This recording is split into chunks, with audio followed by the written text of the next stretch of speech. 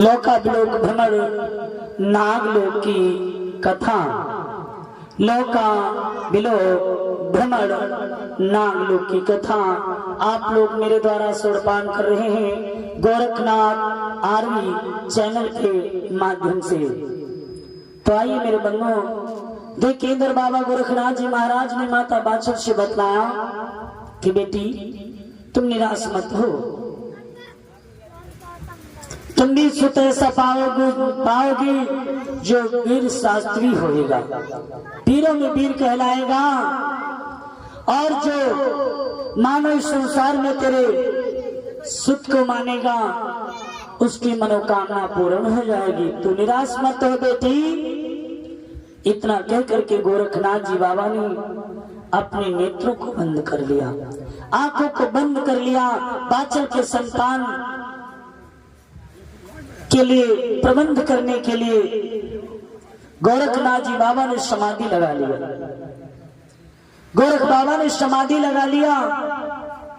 बाछड़ माता सेवा में खड़ी रही, एक पैर से स्थिर होकर के सर्दी और धूप व गर्मी सब सहन करती रही। बाबा गोरखनाथ जी महाराज ने अपने नेत्र बंद करके संतान के हित के लिए बाछड़ के अपने चोले से नाता तोड़ दिया। 12 वर्षों के लिए पुराई जग से नाता तोड़ दिया। भक्तों के हित भगवान कष्ट न जाने क्या क्या पाते हैं। बाछड़ के हित गोरखनाथ विष्णु लोक को जाते हैं। सर्वप्रथम पहले कहाँ पहुंचे? विष्णु लोक को। जग पालन करता के सम्मुख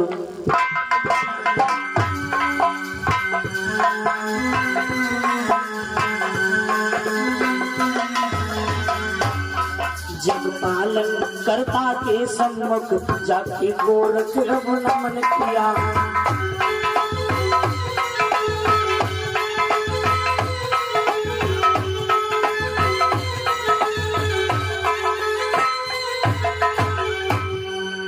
पालन करता के सम्मुख जाकर के गोरखनाथ जी महाराज ने नमन किया और फिर उसके बाद में लग करके गोरख को विष्णु ने आसन छोड़ दिया। विष्णु ने आसन छोड़ दिया। विष्णु ने आसन छोड़ दिया।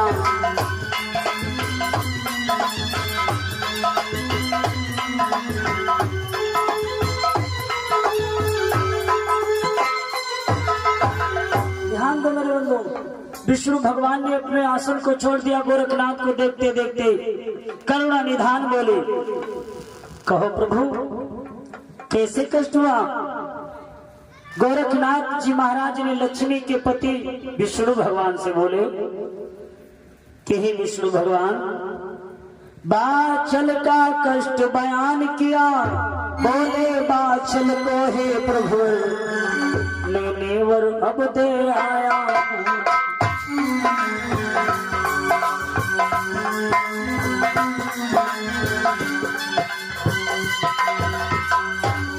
होगी वो पुत्रवती कैसे,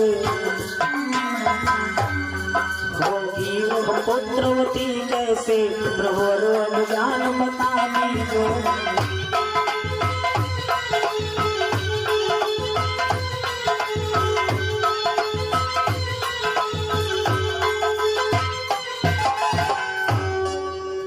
माता बाछड़ के बारे में बतलाया गोरखनाथ जी महाराज विष्णु भगवान थे कि वो कैसे पुत्रवती होगी, कैसे संतान पाएगी।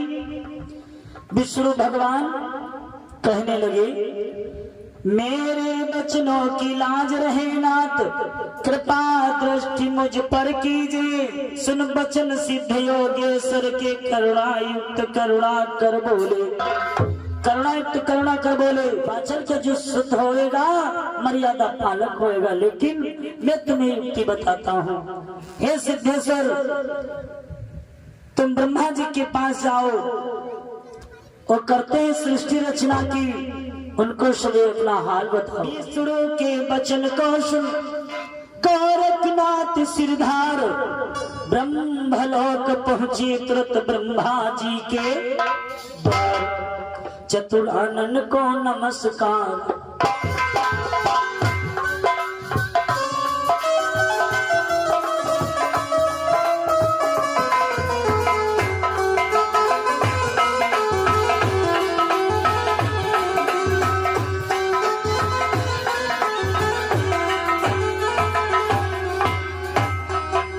चतुरानन को नमस्कार।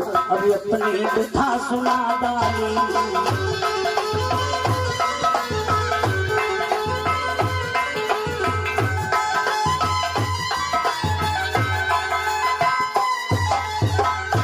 चतुरानन को नमस्कार किया। ब्रह्मा जी को गोरखनाथ जी महाराज ने अपनी व्यथा सुना दिया।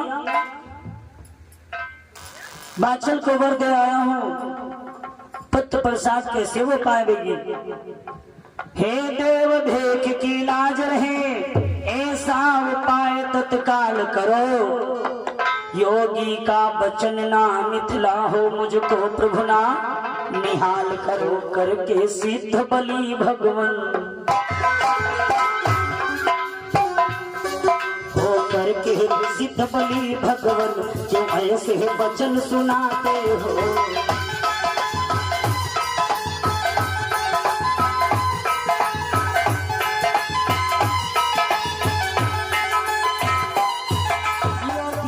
वचन असत्य नात ना हुआ न कभी होएगा, ना हुआ न कभी अब होएगा, ना हुआ न कभी अब होएगा।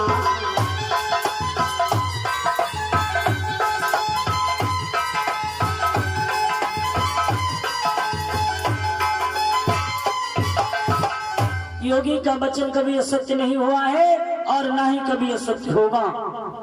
लेकिन गोरखनाथ प्रथम हम तुम्हें बतलाता हूँ, जब तक अपने गुरु को साथ में नहीं लोगे तब तक तुम्हारा कोई कार्य नहीं बन पाएगा। गुरु को साथ में ले लो, तुम्हारे हर कार्य बन जाएंगे। इस प्रकार से कर चतुरानन को प्रणाम। सूरत लगा ली वहां की जहां थे गुरु मच्छंदर नाथ। अपने गुरु के पास की सूरत लगाया, जाकर के सिद्ध मुख नगरी।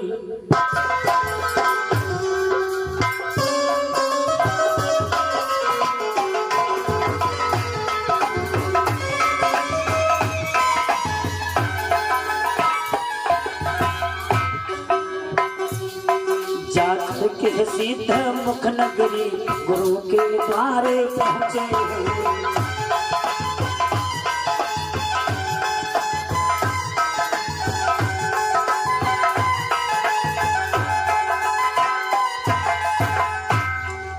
गुरु के द्वार पर पहुंचे, गुरु मच्छंद्र नाथ जी महाराज ने देखा अपने शिष्य गोरखनाथ को। गोरखनाथ से बोले, ओ शिष्य मेरे अब आज सुनो, कहो शिष्य मेरे अब आज सुनो, तो इतने बाद तुम आए हो।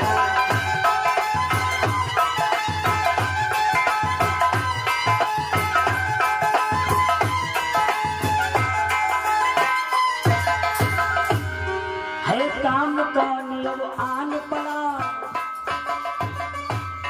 है, काम कौन अब आन पड़ा जो गुरु की शरण आए। है काम कौन अब आन पड़ा, है काम कौन अब आन पड़ा जो गुरु शरण में आए।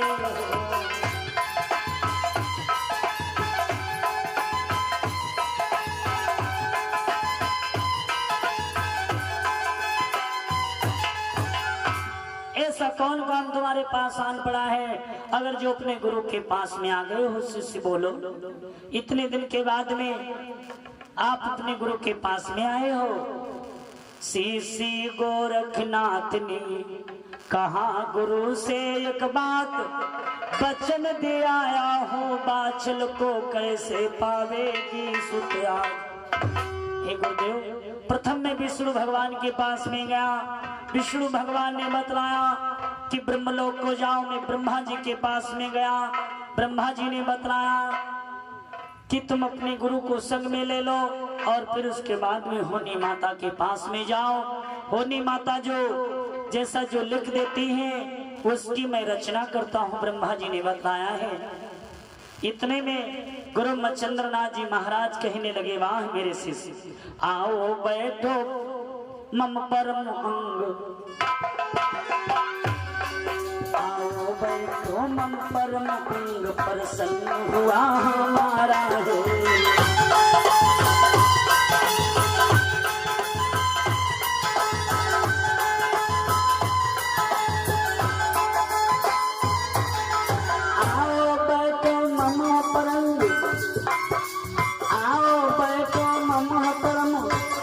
प्रसन्न हुआ मेरा, आपका कौन सा काम आज,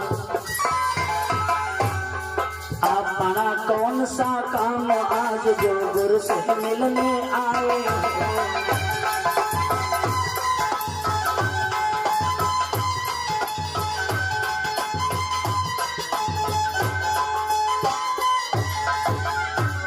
ये सब सुन करके गोरखनाथ जी महाराज ने सबको साफ साफ बता दिया।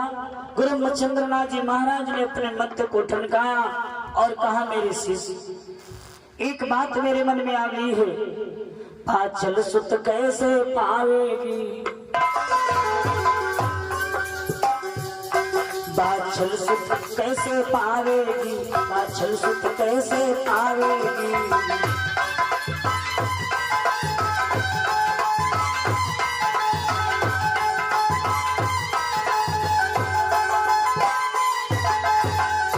बाछल सुख कैसे पावेगी, उसके भाग्य में संतान नहीं लिखी है 7 जन्म की बंझा वो, है 7 जन्म की बंझा वो, संतान भाग्य में नहीं लिखी।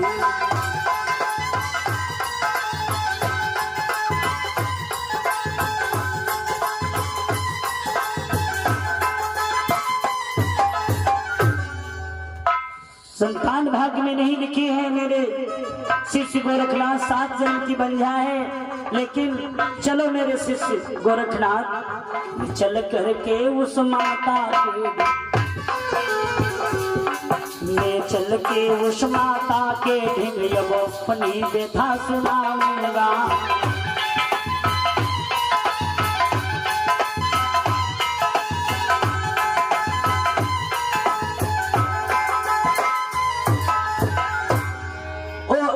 तलक है शिष्य मेरे, हर कार्य मेरे पर डाली है, तो आज तलक है शिष्य मेरे, हर कार्य मेरे कर डाली है।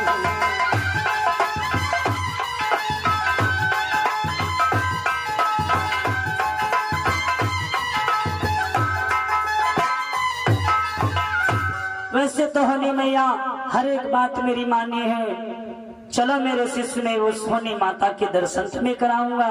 अगर होनी माता राजी हो जाएंगी तो तुम्हें अवश्य तुम्हारा ये कार्य बन जाएगा। मेरे शिष्य गोरख गौरख और गुरु मच्छिंद्र गए सती माता के पास, पहुंची पूरी करन को बाछल माँ की आस, पहुंचे जा पहुंचे मान सरोवर पर,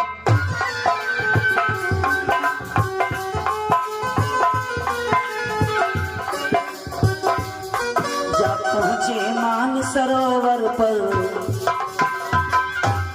जा पहुंचे मान सरोवर पर, बूढ़ी माता बैठी है।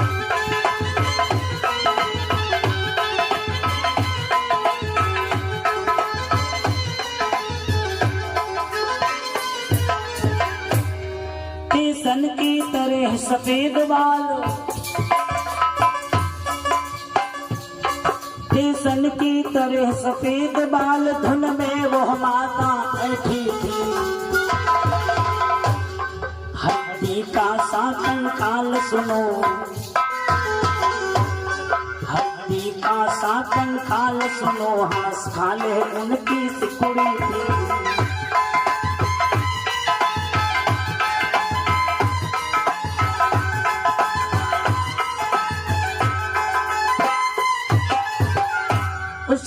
माता की सारे शरीर की खाल सुकड़ी थी, दांत में, मुख में दांत भी नहीं थे, बाल जो है सन की तरह सफेद थे। मेरे बंधु, इंद्र जाकर के अपने शिष्य गोरखनाथ को दिखलाया।